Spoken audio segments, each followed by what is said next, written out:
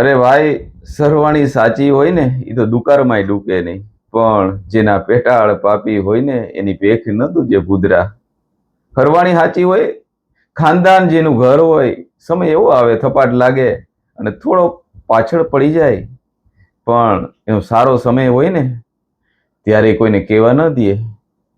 માણસનો સમય થોડોક નબળો હોય, પણ એને ત્યાં કોઈ ગરીબ આવે, એને ત્યાં કોઈ મહેમાન આવે તો એ પીછે હઠ ન કરે, પછી ઘરમાં હોય કે ન હોય, હરવાણી સાચી હોય એ દુકાળમાંય ડૂકે નહીં, પણ જેના પેટાળ પાપી હોય એની ભેખ ન દૂજે ભૂદરા.